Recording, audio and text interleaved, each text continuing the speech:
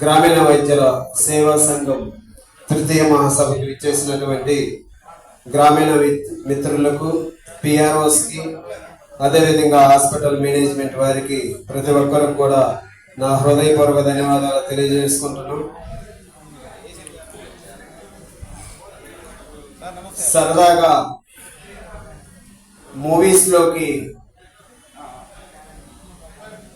కొద్దిసేపు మూవీస్లోకి వెళ్దాం. మేజర్ చంద్రకాంత్ చిత్రం నుంచి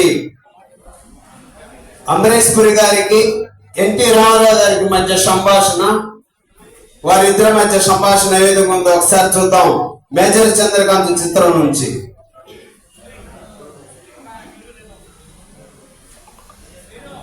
భజంత్రీలు వాయించండి. ఆఫుంది. ఏ మేజర్, ఒళ్ళెలా ఉంది? సరిహద్దుల్లో ఉంది. ఎండకి వానకి రాయికి రప్పుకున్నంత డిఫరెన్స్ లో ఉంది మిస్టర్ ఎంపీ.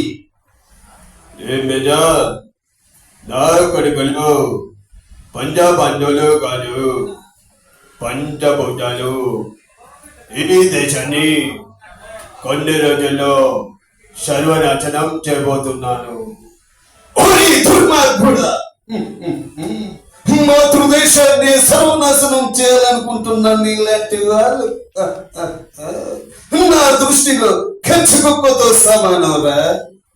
ఈ విధంగా ఉంటుందండి మేజర్ చంద్రకాంత్ చిత్రం నుంచి.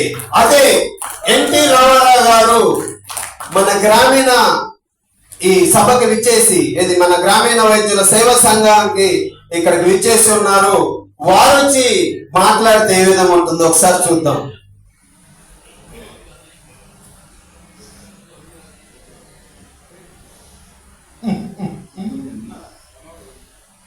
తెలంగాణ గ్రామీణ వైద్యుల సేవా సంఘం తృతీయ మహాసభకు విచ్చేసినటువంటి తెలంగాణ గ్రామీణ వైద్యులకు, పిఆర్ఓస్కు, హాస్పిటల్ మేనేజ్మెంట్ వారికి నా హృదయపూర్వక ధన్యవాదాలు తెలియజేసుకుంటున్నాను బ్రదర్.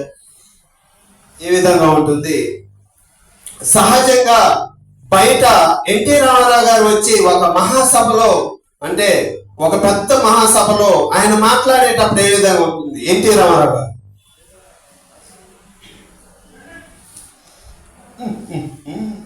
నా తొలిగంటి ఆడపడుచులకు, అన్నదమ్ములకు, అక్క చెల్లెలకు, ఈ విశ్వవిఖ్యాత నందమూరి నట సార్వభౌమ పద్మశ్రీ డాక్టర్ నందమూరి తారక రామారావు నమస్సుమాంజలి.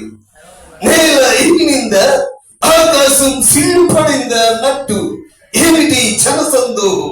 మీ అందరినీ చూస్తూ